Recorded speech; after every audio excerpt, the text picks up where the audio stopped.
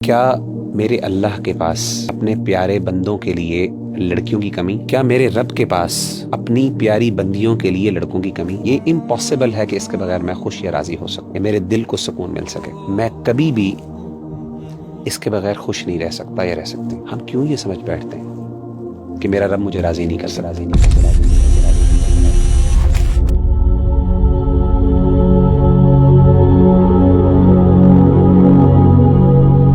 وغیرہ بھائی، ہمارے نوجوانوں کو اکثر عشق ہو جاتا ہے اور اس عشق کے اندر وہ اتنے مبتلا ہوتے ہیں کہ وہ سمجھ بیٹھتے ہیں کہ اب ان سے ہی جن سے ان سے عشق ہو گیا ہے ان سے ان کا نکاح ہوگا، اور کافی جد و جہد کے بعد بھی اگر ان کو عشق نہیں مل رہا، وہ پیار نہیں مل رہا جس میں وہ ایٹ دی اینڈ نکاح نہیں ہو رہا اس کا، اور نکاح نہیں ہوتا اکثر، تو جب اس کے بعد ایک درد اور تکلیف انسان گزرتا ہے، بڑی مشکلات بھی اس میں آتی ہیں اور انسان کی زندگی کا تصور بھی چینج ہو جاتا ہے۔ کہنے کا مقصد یہ ہے کہ انسان اپنے آپ کو سمجھتا ہے کہ وہ اس کے بغیر زندہ ہی نہیں ہے، تو کیسے مغیرہ بھائی وہ شخص اپنے آپ کو اس کرب سے، اس اذیت سے نکالے اور ایک نارمل عام زندگی گزارے جس طرح وہ پہلے گزار رہا تھا جب اس کو عشق نہیں ہوا ہوا تھا؟ ابھی اللہ بھائی، میں یہ سمجھتا ہوں کہ یہ جو محبت تو انسان کے بعض اوقات اختیار میں نہیں ہوتی اور ہو بھی جاتی ہے، لیکن اس کے بغیر زندہ نہ رہنے کا جو تصور ہے وہ اس کے پیچھے ایک سوچ ہے، اور وہ سوچ یہ ہے کہ میں کبھی بھی اس کے بغیر خوش نہیں رہ سکتا یا رہ سکتی۔ میری خوشی اور میرا پورا سکون وہ اس چیز کے اوپر منحصر ہے یا وہ ڈیپینڈنٹ ہے کہ یہ شخص مجھے مل جائے۔ یہ امپاسبل ہے کہ اس کے بغیر میں خوش یا راضی ہو سکوں، یا مجھے یا میرے دل کو سکون مل سکے۔ ربیع اللہ بھائی، مجھے یہ بتائیے، کیا میرے اللہ کے پاس اپنے پیارے بندوں کے لیے لڑکیوں کی کمی؟ بالکل نہیں۔ ایک اور چیز میں آپ سے سوال پوچھتا ہوں، کیا میرے رب کے پاس اپنی پیاری بندیوں کے لیے لڑکوں کی کمی؟ ہم کیوں یہ سمجھ بیٹھتے ہیں کہ میرا رب مجھے راضی نہیں کر سکتا؟ میں کیوں یہ سمجھ بیٹھتا ہوں کہ میرا رب مجھے خوش نہیں کر سکتا؟ میری کیوں خوشی اسی شخص کے ساتھ معلق ہے؟ میں آپ کو ایک واقعہ بیان کرتا ہوں، ایک محبت کی کہانی چھوٹی سی آپ کے گوش گزار کر دیتا ہوں۔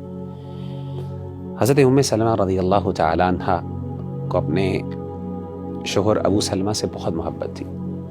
ابو سلمہ کو احد کے دن چوٹ لگی، زخم لگا، اور اس کے بعد وہ اللہ تعالیٰ کو پیارے ہو گئے کچھ دیر بیماری کے بعد۔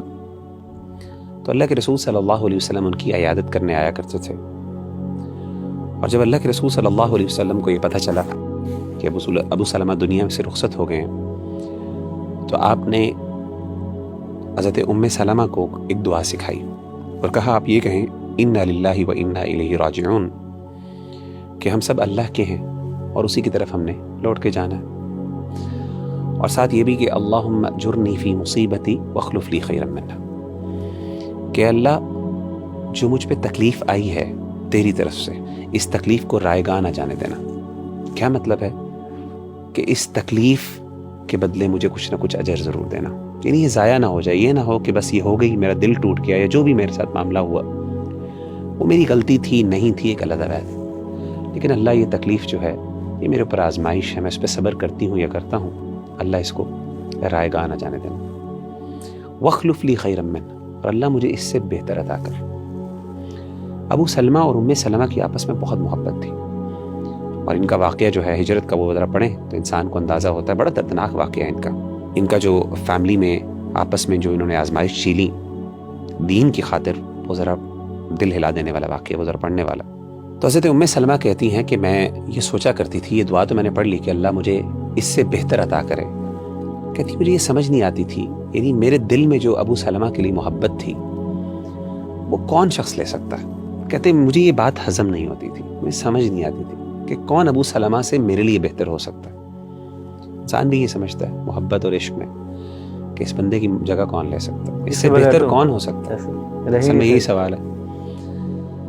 تو کہتے لیکن میں پھر بھی اس پر اعتماد کرتے ہوئے، توکل کرتے ہوئے دعا پڑھ لیتی، اللہ مجھے بہتر عطا کر۔ میرے نبی نے کہا کہ مجھے بہتر مل سکتا، میرا رب کہتا ہے کہ تجھے بہتر مل سکتا۔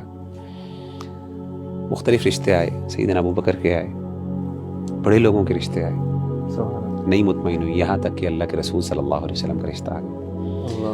جب اللہ کے رسول صلی اللہ علیہ وسلم سے آپ کی شادی ہوئی, ام سلمہ کی, کہتی ہیں سبحان اللہ, مجھے اندازہ ہوا کہ واقعی میرے رب کو پتہ ہے کہ مجھے اس سے زیادہ خوشی مل سکتی ہے اور مجھے ملی. تو اصل بات یہ ہے کہ یہ جو سمجھنا کہ میرا رب مجھے راضی نہیں کر سکتا, میں سمجھتا ہوں کہ یہ ہم نے اللہ کی محبت کو اور اللہ تعالیٰ کی قدرت کو پھر سمجھا ہی نہیں. انسان کو دعا کرنی چاہیے, جیسے استخارے کے آخر میں آتا ہے نا, اللہم ردنی بھی, اللہ فیصلہ تو کر لے, میں تیرے اختیار میں دے دیتا ہوں یا دے دیتی ہوں, لیکن اللہ پھر میرے دل کو بھی ٹھنڈا کر, میرے دل کو راضی کر دے. تو یہ اللہ سے دعا مانگنی چاہیے, انشاءاللہ اللہ تعالیٰ بہتر عطا کر دے گا. اللہ پہ ٹرسٹ کرے انسان.